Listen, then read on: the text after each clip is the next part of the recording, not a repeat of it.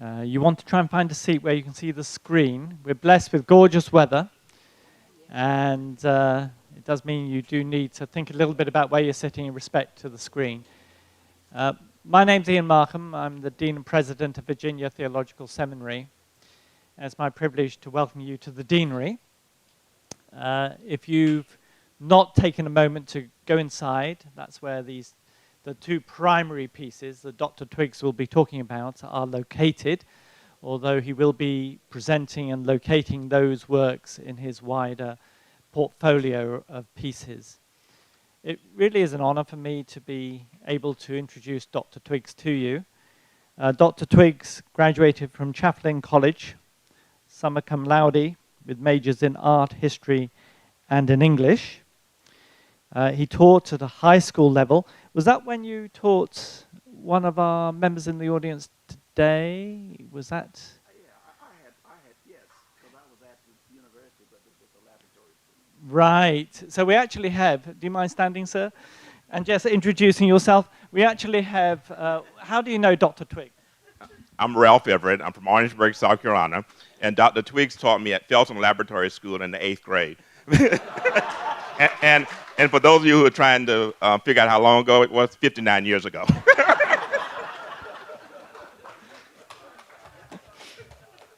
And it was interesting. Dr. Twiggs was leaving this tent, and he stared, and he paused, and then you were clearly surprised. You weren't expecting an 8th grader to turn up at your...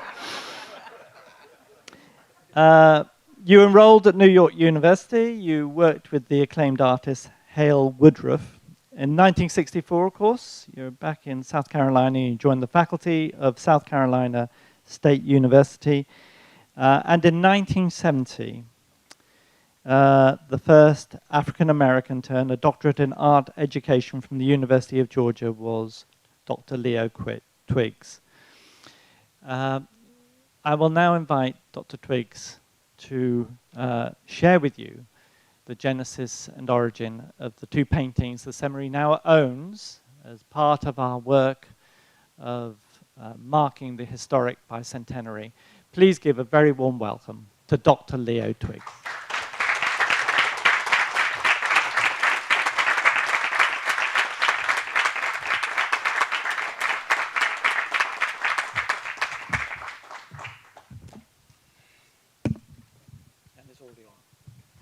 You know, when you're sitting with your back to an audience, you don't know what's happening behind you.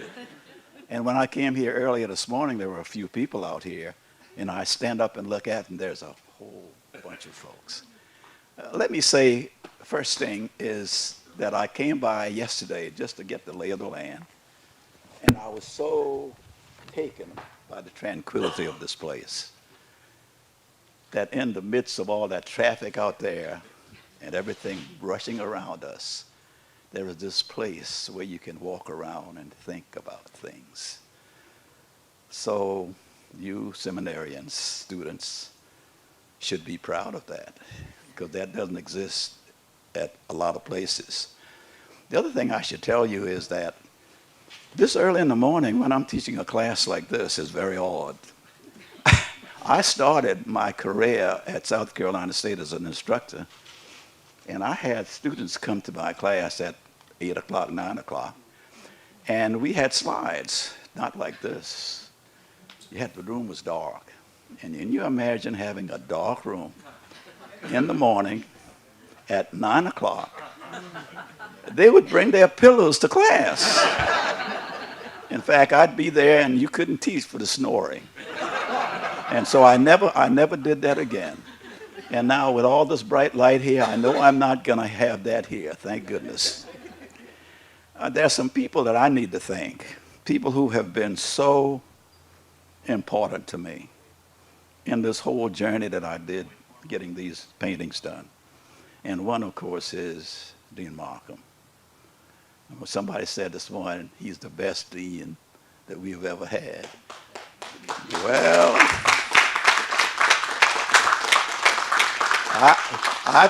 I've been in many universities too, and he's the best dean I've seen as well. And of course, Dr. Hawkins. Now, the two of them came to my studio to to ask me to do the painting, and they were all in mask, and I didn't see him until I got the Dean's Cross.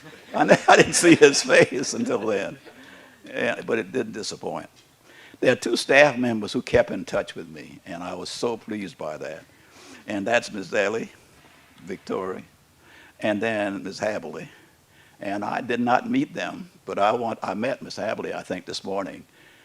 I would just want to say how much I appreciate you, because I was in South Carolina and you were here and you kept me informed.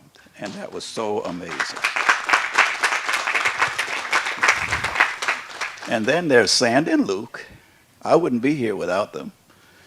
They drove, and we had a nice layover, and then we drove in here, and we'll have a nice layover going back. And it's been a real pleasure working with these guys.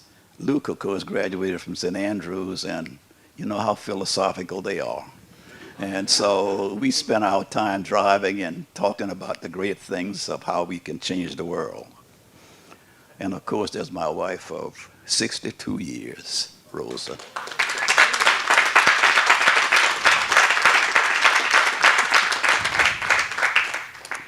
Now, in absentia, I'd like to just wish Godspeed for the recovery of Bishop Curry. Because even though I have never met him, I met so many people who met him, I just know that he's a wonderful person, and I hope he gets well and return to his office.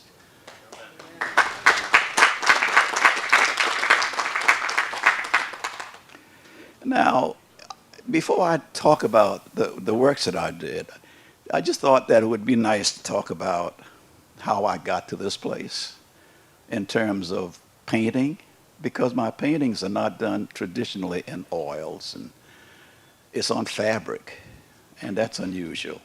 But before I talk about my painting, I've got to tell you about the representative from my family who was here, who knew about this before I did, who worked with his wife. And this is my niece, Corey. And I'm glad Corey's here, because she just got off a flight from Ireland. And to be here means so much to me, because my other brothers, we are in the autumn of our years, and it's very hard to get around. And so to have somebody here from that next generation means so much to me. Now, let me talk about the medium.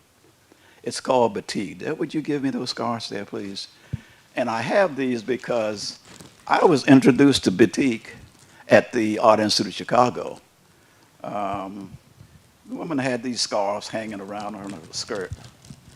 And I said, "What is that about?" She said, "Ooh, you'll find out." And then she later introduced me to how to do this. And it's basically wax and dyes on fabric. The wax resists the dyes, and you keep adding it and resist it. But what happens is when color gets on top of color, it mixes with other colors. So if you've got a yellow scarf and you mix it with blue, you don't get blue, you get green, yeah. I used to ask that to my class. Somebody said, "Purple?" Or no. So when I came back, I was teaching high school at the time, and when I came back, I had all of my students get these silk scarves, because these scarves could dry easily, and you had to dry before you put more wax on. And in order to get them dry easily, they would fan them in the breeze. And they used to call my class the dance of the veils, because I had 30 people out there using these scarves. But I learned something from that. And what I learned from that is that sometimes students would dip it in before it was completely dry. They'd do all kinds of stuff, but they got all kinds of different kinds of things. And that helped me in my painting. And so when I started to paint with it, I talk about it in terms of Frost, who wrote The Road Less Traveled. And so what I did was really took the road less traveled, and I never regretted it, because it was a way for me to have a voice. As an artist, you got to have a voice. And the voice is the way you say what you say. And everybody has a voice, but you have to cultivate that voice. And for me, batik is quiet, introspective, and it's much like what I like to say with my voice. Now, you know, when I looked at the movies and Charlton Heston talks about crossing the Red Sea and opening it up, and he says, God will they let that, and all those loud things, I often wonder about that. Because God speaks in mysterious ways. In the burning bush, did he say, hello? Or did he speak through the wellspring of your soul? Now I know there are people who can speak softly and still carry a big stick. Remember Marlon Brando in The Godfather? Make him an offer he can't refuse. Very powerful statement. So I was not concerned about that. What I wanted is something that said things that were really very different. And doing this technique, I was introduced to Hale Woodruff when I went to NYU. And Hale Woodruff, you know, had worked at Talladega, did the murals, and he took me on like a son almost. We just got along marvelously. And I remember him saying to me, you know, we African American visual artists ought to find a way to speak using some entities from our own language. He said we do it in our jazz, we do it in our blues, we do it in our spirituals.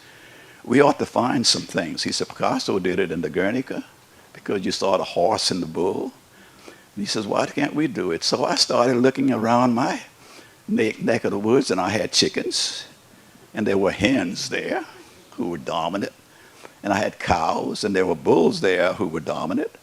And so when I talked about dominance against oppressed, I tried to use these kinds of imagery. And I had to develop a kind of statement that says where I would be. And for that, I went to James Baldwin, one of my favorite authors. And Baldwin say, the purpose of art is to lay bare the questions that have been hidden by the answers. And for me, that was really very important. Well, I told you batik is your voice, and that was my voice. And so with that in mind, I want to go to the first slide here. I probably need somebody to advance this. I can't see it from this angle. I think you've done so, haven't you? That's the first one. That's a painting. You see a portion of it, though. It's called Commemoration. I think I can do it now. Let me stand this way. It's just that I couldn't see it. Okay. They're stopping here. That's called Commemoration. And if you notice, it looks like a flag, but with batik, I could make it old and tattered because I dip it in wax and the dyes get into the cracks. And that painting was important to me because when I did it, I was part of a group called the Guild of South Carolina Artists. And there were only two blacks in it, me and my art teacher, Arthur Rose. And every time we'd have a show, they would say, and Leo Twiggs and Arthur Rose was also in the show.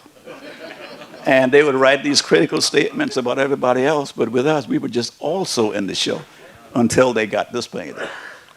And the critics said, Twiggs had a wry social commentary, and that's a critical statement. And the person who juried the show wrote me, a professor at Georgia State University, as I remember it, said, you ought to do more of that. That was one of the best things that I've seen in a very long time. And I was really thrilled by that.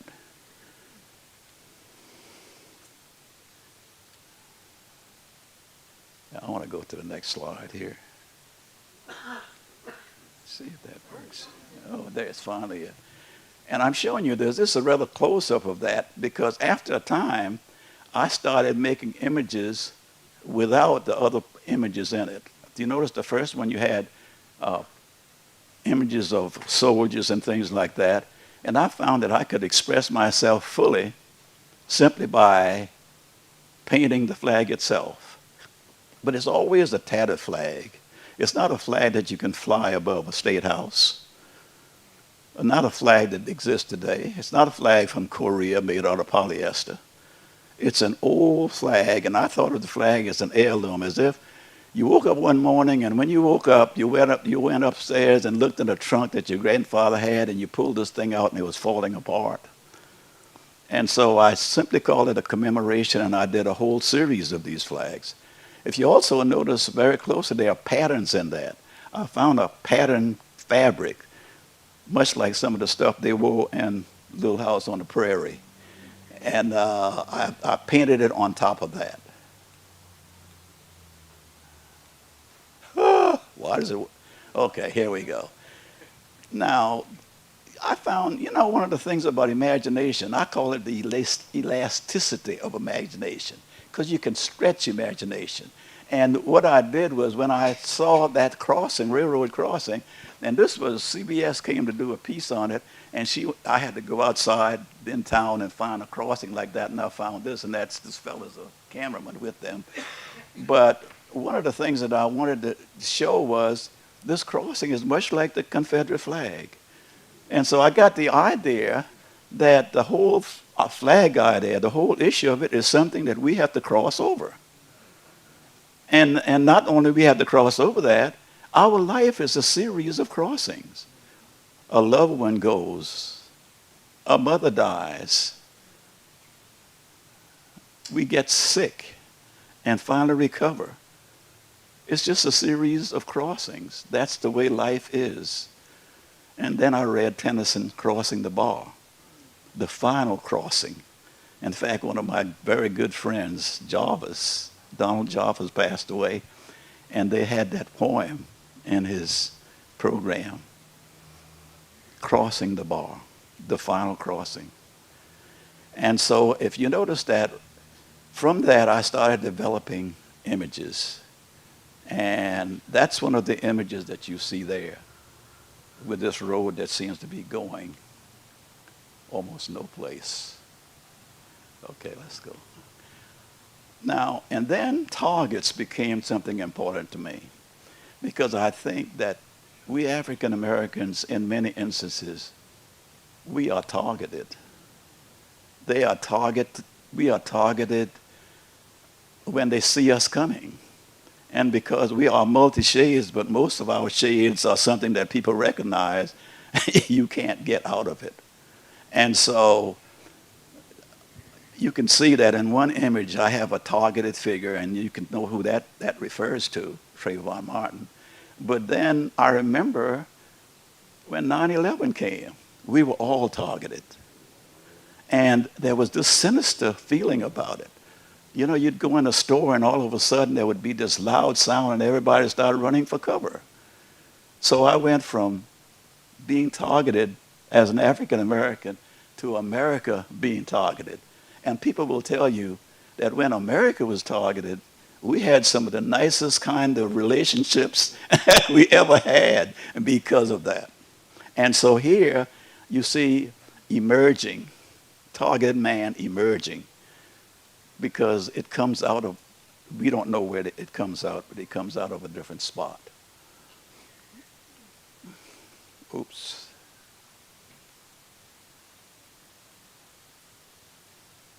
Okay, here, the next.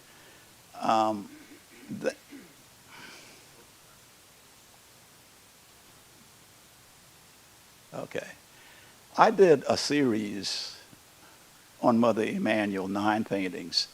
I did not really intend to do 9 paintings. I was going to do 1 painting, and it sold, and I did another painting, and it sold. And then a friend of mine asked me to do a painting to auction off for Spoleto.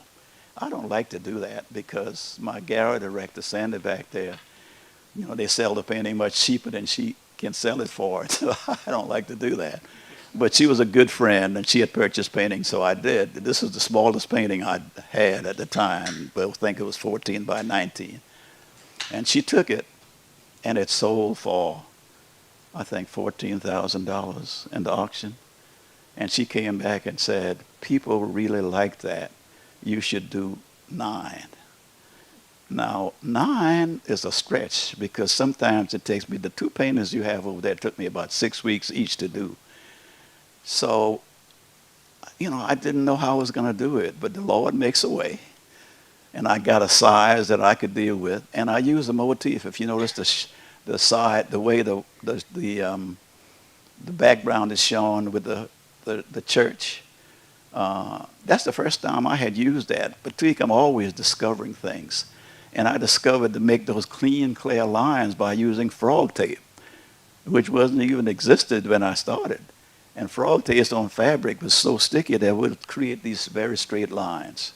Also, you will notice that the flag now is without stars because it has transitioned to that. And then you see the target, and then you see the 9. And it was like a perfect storm that all of this came together at the time.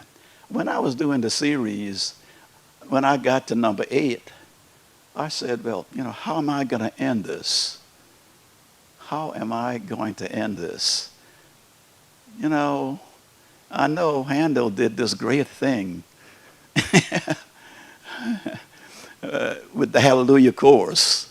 And it was so powerful that people stood up. I couldn't do a Hallelujah chorus with my painting. But I wanted to do something to let people know where it was going. And so I thought that the most important thing to understand is that this does not end. As horrendous as this affair, this thing was, it's not the end of it. It's just a stone in the stony road we trod. That it would happen again, and it has since. And so I simply picked the words from Johnson, that we have come over a way that with tears have been watered. We have come treading a path through the blood of the slaughtered. We have come. We have come. And so I wanted people to know that this was not the end of our journey, but this is a stone along that stony road we trod. And then I was asked to do this by myself. This is after George Floyd. It was so horrendous. I knew I had to do something. And I started painting that. And I started looking at the reason that it happened. And I came up with systemic. It's a part of the culture. We came to that because of all the stuff that went before it. Now, the word systemic rubs a lot of folk the wrong way. Even some people who saying that, oh, that was never that. And I think to deny the word systemic, to deny that happens, is like saying that we had no stony road, that there were no shoulders for us to stand on, that we get where we are by ourselves, that we got where we are by ourselves. And that is not the way it is. So how do you express systemic? How do you express all of these things that brought us to where we are? And so what I did was, if you see the same things I talked about earlier, you see the X there. And the X, is not just the cross, the Confederate flag. X can mark the spot that somebody's eliminated. X could be anything. I call that the elasticity of imagination.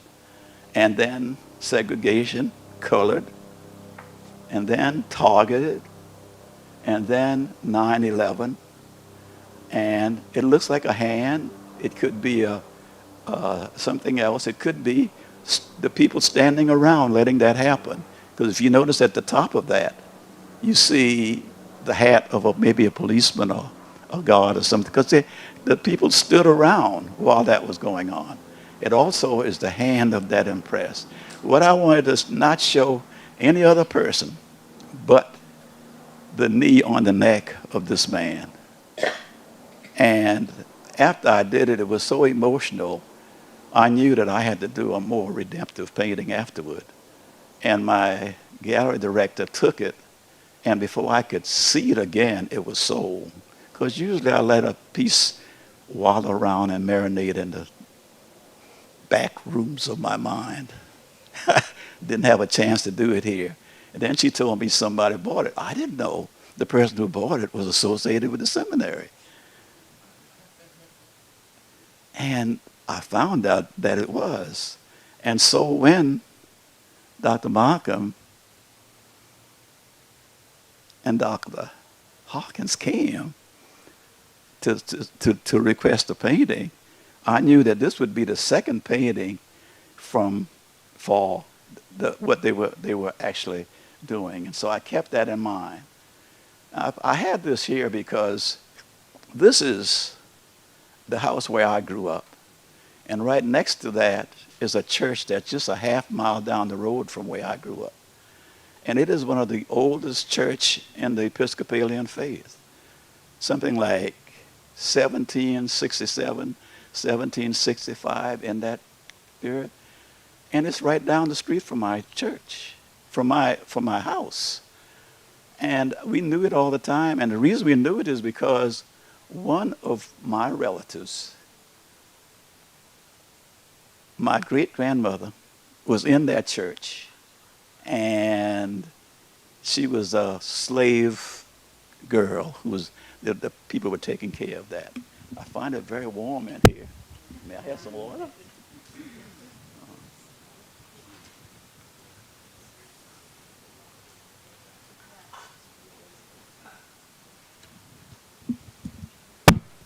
And her name, yeah, that caught my dad.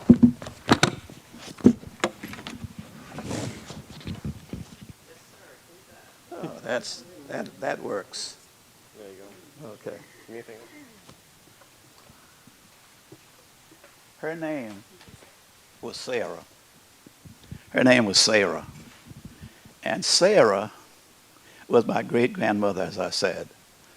And all of our lives, I have 5 brothers and a sister, we were told that she was a slave girl, and the slave master took her to this church. And inside of this church, she took care of his children. And we had never been in a church. And yet we were living only a half mile from it. And you can understand why. Segregation, big graveyard around it. If they saw you walking around in there, they would have probably have arrested you. And so we were not able to get in there.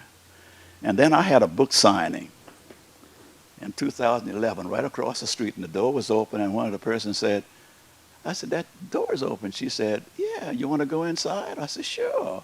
She took me inside, and when she took me inside, she was giving me this lecture about what was in there. I wasn't interested in the lecture. I was looking for that balcony. And when I didn't see it, and I was disappointed. When I was walking out, I looked at the side, and there was this rough-hewn steps. And I said, where does this go? She said, I don't know. I walked up there, and there it was. It was a moment in my life that I still have not forgotten. And I think I kind of staggered downstairs and back outside, and always wanted to go back, always wanted to take my brother and all of that back in there. Never could. Never could. And then ETV started doing a documentary of my life and work. They wanted to get inside, and they called some people, and they thought we were going to get inside, and we never did. And so, let me go to the next slide. This is an image that I made of Sarah. This is an image I made of Sarah. I often wondered what she was like. What my grandmother and my mother told me is that she was about a missy girl when freedom came. Her mother died in childbirth. Her father was sold across the river. And Sarah was alone in the world, raised by house servants. And so I went and researched what little slave girls looked like. I came up with this. I had an old doily, and it was made out of cotton. So I used that doily to put her image on. And underneath, I tried to think of what would she play with? What would be her little private things that she had? And there I found an old rubber ball and piece of calico or something that she would be hooked on. And I'm showing you this because the image of Sarah was purchased by the Gibbs Museum. And the Gibbs Museum ran an article on very famous ladies at the Gibbs. And look who's there. Sarah. Could you imagine Sarah being in that company? Well, these are the people who probably would have owned her. And I've gotten so many calls from people who came through and saw that at the museum, some as far as Canada, and wrote me back to find out more about Sarah. And then the last painting that I did that you saw in there was the painting that was commissioned. And so I had to arrive at this place, this commissioning place, because to me it was a relief from the George Floyd thing. And I remember Dr. Markham, in a statement he made when he gave me some research material, that we were going, this was in 2020, that in his magazine, that we were going to celebrate and look back at our years coming up to the bicentennial. And he said, years marked by sin and grace. And I thought that was so candid that he would address it that way, that he faced head on the issues of the church and even of our country. And so I started the painting, and we will see later on that this is the top of it. At the bottom, I started with the church near my hometown, so it made a connection to me. And we come around, and the color is at the top. And then I ended up with Bishop Curry there. And people ask me, you didn't put any eyes in there? He wears glasses. So I just thought, no eyes, didn't work. As a leader, he led by faith, not by sight.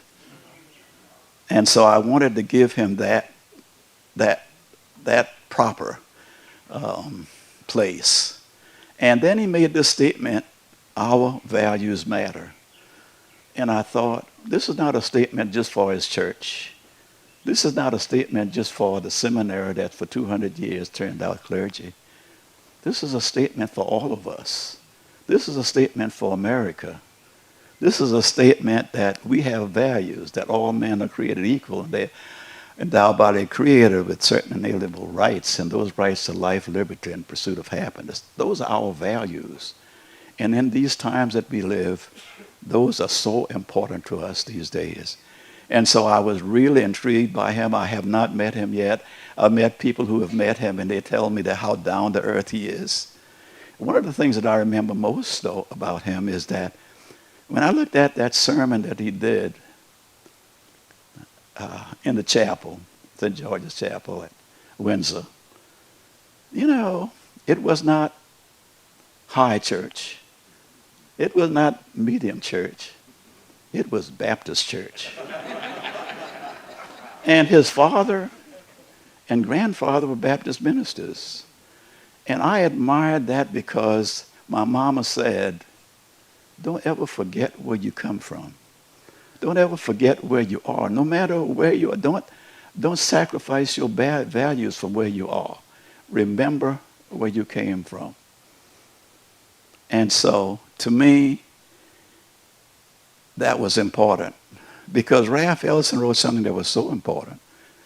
He said that if you could show me how I could become a part of your world without losing that which is uniquely my own, then I will not only sing your praises, but I will help the desert bear fruit. Which is such a statement for us. And so I'm putting these together because the seminary already had the death of George Floyd. And then when I did this, and here on this you can see where it starts with the slaves doing the churches, and then around they had servants, and that servant that was farmed out from George Washington's plantation, Mount Vernon, was much like Sarah, and so there was a connection there. But it gets sepia down there because it's like the past and about recording it gets colorful, and then it comes on over to Bishop Curry. But if you notice, I have also placed the feet of George Floyd there, lest we forget. Lest we forget. Now, I want to go to this because this is important. I started by saying, as we prepare for our bicentennial, this is Dr. Markham, the seminary sensed that this was a time to look carefully at our past, a past marked by sin and grace. And I wrote the word amazing. And the reason I wrote that is because, you remember I said that I had a hard time getting into church, that I could not take my brothers and sisters in the church? When I got to Dean's Cross, I met Bishop Stanley, the diocese bishop.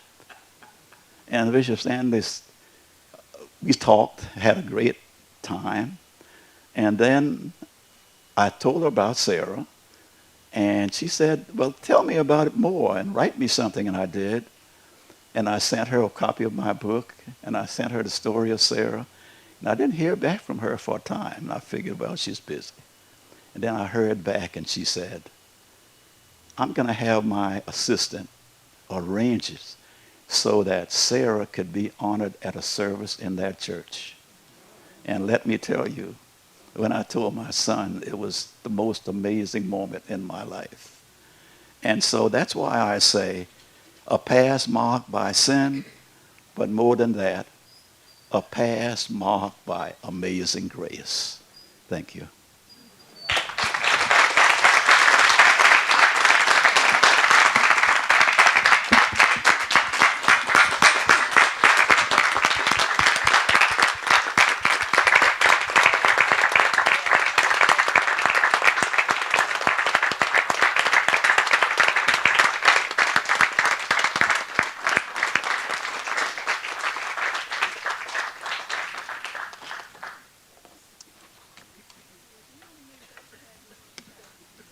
Dr. Twiggs, my wife is instructing me to move ourselves into the shade, so come closer. So we have some time for questions, and we do have a mic. It's important to use the mic, please, because this is being live streamed on YouTube, and a very warm welcome to all those who've joined the live stream today. Thank you for being with us. So let me just start the ball rolling, if I may, Dr. Twiggs. You're a Baptist, and here you are painting one painting very clearly about the Episcopal Church, the other we are showing as part of the formation of seminarians. What's it like being a Baptist trying to write a little bit about the history of the Episcopal Church and in particular Virginia Theological Seminary? I think both of them. I'm afraid you need Both of them have something in common. It's about God. It's about God. It's about His grace and mercy. And in the Baptist Church, we know we sing hymns. In fact, at the time I got my Dean's Cross, the choir sung a gospel song, which while I enjoyed the service, that's brought me back home and was so moving. So we are all soldiers of the cross. And so I had no problem. If the old Most Reverend had no problem, certainly I would have no problem. That's lovely, thank you. Yes, please. Yes, Doctor. In the painting with Bishop Curry, it looks like on the one side, it looks like a Madonna and Child. There's a couple of figures, and I was waiting for you to describe what that's supposed to be. Well, I didn't see that, because when I was doing it, what's amazing to me is when I do paintings, people see things that I don't even see. But that's the glory of art. You bring your own bring your own self to it. Bring your own feeling. I remember doing a painting, and I had a man in there sitting on the stool, and somebody said, "Oh, I'm going to buy that painting. It looks like my uncle." She's white. Her uncle was my uncle.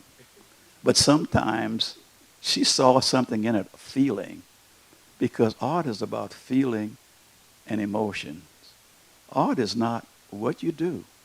Art is the way you do what you do. So you could paint something that somebody else's paints, but it's not them, it's you. And so if you see a Madonna, thank God for you. Yeah. And Dr. Twiggs, on the left-hand side of the picture, you have a number of images of people. Yeah. Is it sort of they're all white, at least I see. Yeah. And so are you partly drawing attention to the history of the Episcopal churches? Exactly. Because the church is not just white. You go all over the world. I mean, so some of those figures are not white. They are Hispanic. They are different not denominations, but they are different nationalities. And I wanted to show the broadness of the church. And so I simply put in these images as I go around. And in the beginning, I made it sepia because it's like looking at old photographs. And then as you go further up, the images get more color and more colored, ending in the Reverend Curry. That's lovely, thank you. Yes, please. And Thank you. take a moment, Peggy, to introduce yourself as the Dean's Advisor for Art. I am the Dean's Advisor for the arts, the visual arts, and I teach about the visual arts here, and I'm a working artist, so mainly a liturgical artist. Good. And I just wanted to thank you for your remarkable witness, the power of your images, and clearly they are, as we encounter them, they're alive, and so each, as you say, each of us sees something important in it. So thank you for that. And I do have two questions. Yes. One has been in the back of my mind for many years. So, but I'll ask the first one first, and then because it's easier to remember. And that is, I'd love to know which artists are most influential to you? So that's the first question. And the second question is, and I have a long interest in 20th century African American art, and my own particular heroes are Elizabeth Catlett and Charles White and Roy DeCarava. And of course you have Hale Woodruff and then the great Jacob Lawrence. But it is so interesting to me that at a time when the mainstream art world went toward abstract expressionism, the African American art world held on to the figure and the narrative. And I've always thought that's because you had something to say. And I think you alluded to that. So I wonder if you could speak to both of those. Well, the first one I've almost already forgotten, but let me Which tell artist? you. Which artist? But let me do the second one first because it had particular interest to me. When I went to NYU, I had been doing figurative work. And I'm at NYU, and they are throwing paint over the canvas, something terrible, flat, on the floor and all of that. And even though I had studied Pollock and all those other folks, I just could not get a hold of that. And Hale Woodruff, when I got in that class, Hale said to me, he said, "Twiggs, I like your work." And that's the first artist of his caliber who would say that to me. And then I started painting, and he never said another word.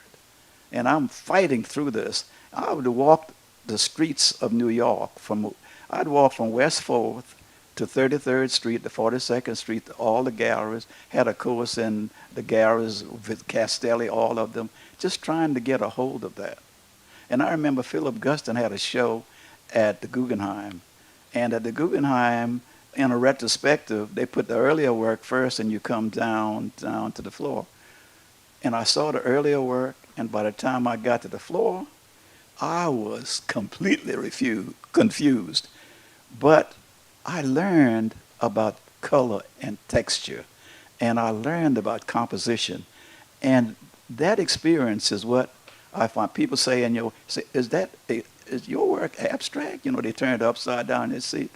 It's not abstract, but beneath it, it might be abstract. You see, beneath it, it might be abstract. And we did hold on to the figure. And all of them returned to the figure. You notice even Jasper John's now returning to the figure, because you can stay out there for so long, and you have to say something that people can relate to. And I'm glad I did. Now, for my favorite artist, I don't know. I never met an African-American artist before I met a man named Arthur Rose. And he was my teacher. And when I went to him, I'll never forget, Arthur Rose was always relevant. Something come over like this George Floyd thing. He said, I can't stand that. I'm going forward and paint me a picture, Jim.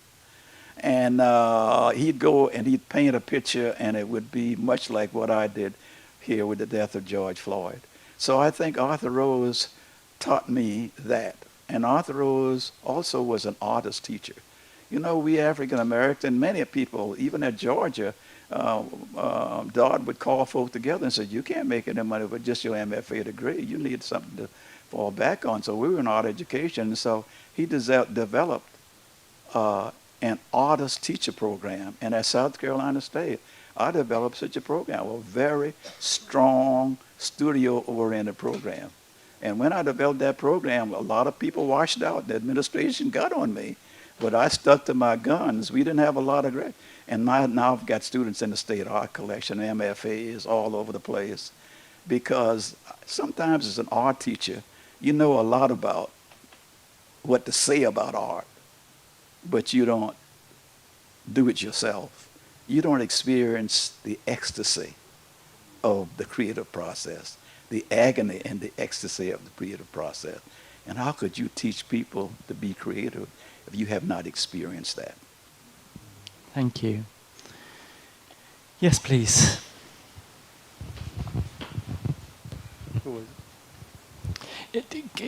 I'll seize the opportunity if I may.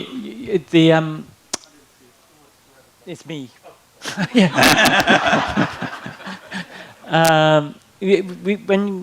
When we went and saw them in this St. Paul's Library in the Deanery, you said to me something which I've now lived with your paintings and looked at them closely now for a long time. And yet you said something to me as you were walking out that I'd never really noticed before. You said the lightness of the Grace painting and the Michael Curry painting contrasts so powerfully with the heaviness of the death of George Floyd. Do you mind just talking a little bit more about that? And actually, you said to me that was not deliberate. It was just something you've now noticed. Yeah. So let me tell you, I paint in series. And the reason I have to paint in series is because I was teaching. And after I left class, I'd go back to the studio, and I had to pick up where I left off. And so in the Mother Emanuel series or in the commemoration series, I'm painting flags. So the next painting would be a flag, and I just something on that flag. And so I painted in series. And sometimes I never knew whether or not they related to each other, because when I started it differently. I had learned things because I was experimenting with it. And what really shocked me is when the University of Georgia did my retrospective, and they put 30 paintings together. They had a curator look at it. And I couldn't understand. It was difficult for me, but I felt beautiful. The fact that they had 20 or 30 years of my works, and there was this seamless kind of relationship. And I think it was because when I got out and you work in series, that's what happens.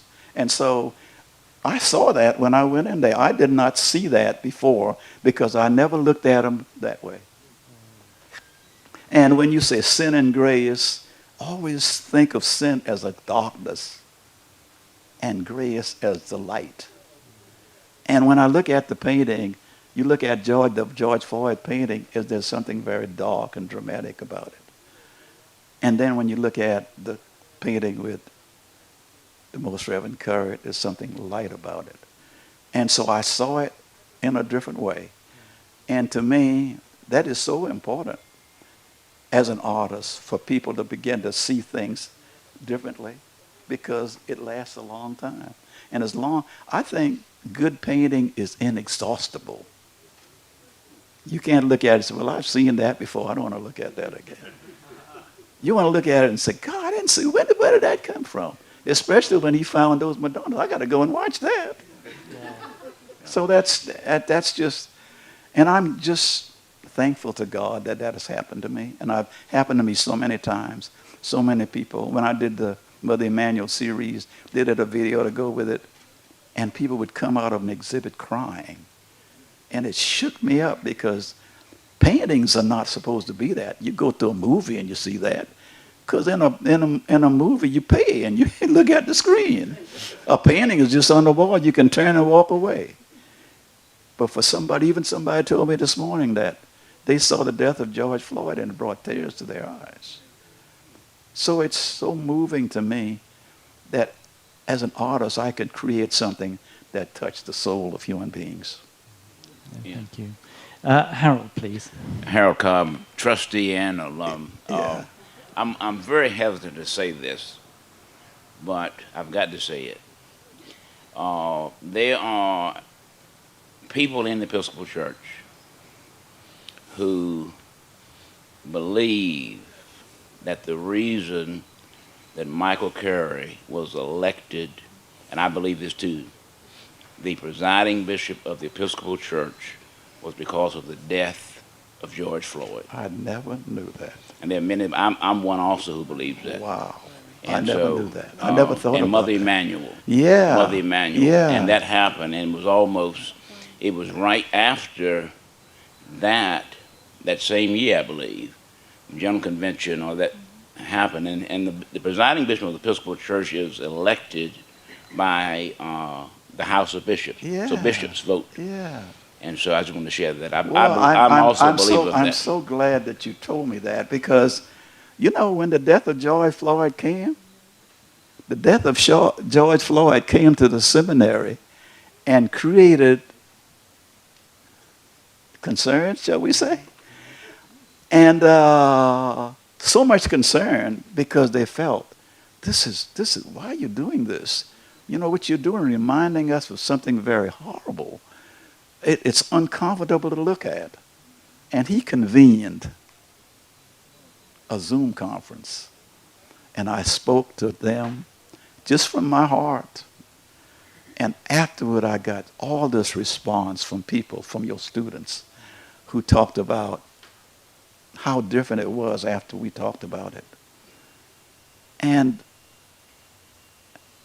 from that, of course, it gave me some freedom to do the second painting. But I remember that it did create that. And what you're telling me bears a lot of that out. And I'm just so happy to have been a part of all of that. Because I think what I've done with the death of George Floyd is a reminder that the video is there, but when you look in this place and you see the contrast of what was and what is, and right across from each other, that is such a powerful statement for me. I have got to meet the Most Reverend Curry. You do. We will make sure that happens. Jenny, please. You need the mic for the people on live stream. Thank you. Thank you. This is a question for Dean Markham. How did you and Dr. Twiggs find each other? Okay. So when we were... So to mark the 200th, we were very conscious that this isn't the work of just argument and propositions and assertions. or another book. We needed to really think a little bit about our history and what that history involves, the complete narrative. I did do an exercise of looking at what we did for the centenary, and the primary product of the centenary was a history of the school, which was straightforward hagiography of the founders. And as the Board of Trustees and the faculty and the administration thought a little bit about, okay, we've got 200th coming up, what does that mean, and how do we look at it? We decided we needed to tell the complete story of what's going on. And in many ways, the complete story isn't the work of just a book, much as I cherish books. Partly because books disappear onto library shelves and, you know, have in terms of impact, a limited life. But art and poetry, and we also did a play, you know, these are mediums that don't just speak to the mind, but to the heart. So we were very intentional in wanting to work with a distinguished artist who could help us tell the complete story of our past. And we did our due diligence and consultation. I was an admirer of Dr. Twiggs' work. I knew of it. People had talked to me about the remarkable work he did in respect to the tattered Confederate flag, and but I wasn't sure how I was actually going to get access to the guy, you know. So at that point, I mentioned all this to my bride, who happens to work at the Association of Science and Technology Centres, who happened to work with Corey, the niece, who gave me the email, and that was that was the genesis of this serendipity, which resulted in this moment. Our time is actually up, but the former student body president has the authority to ask the last question. So, Kathy, please. Thank you.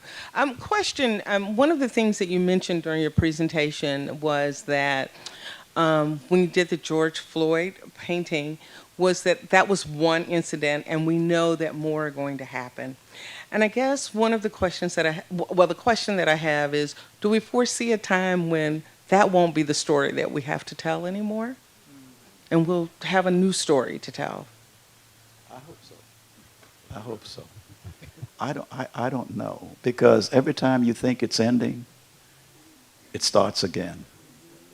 You know, Mother Emanuel, I did that in 2016.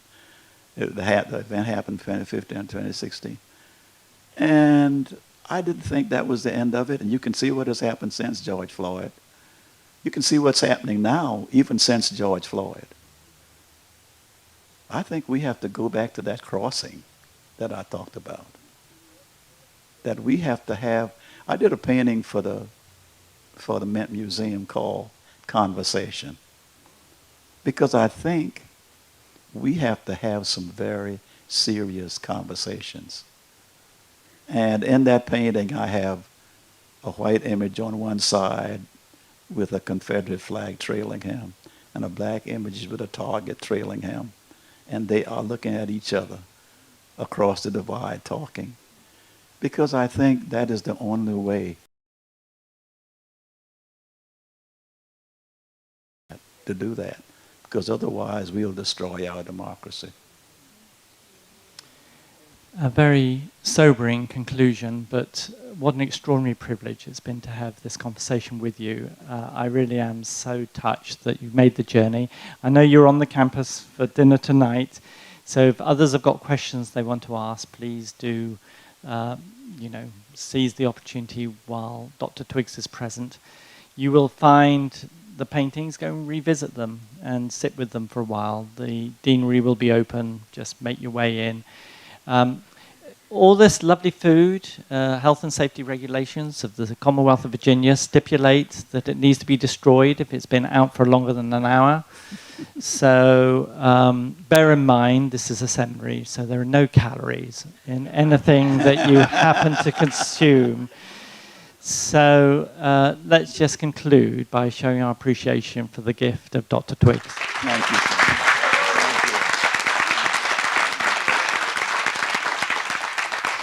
Thank you so much. Thank you. Thank you. Thank you. Thank you. Thank you. You know, this isn't tonight's show.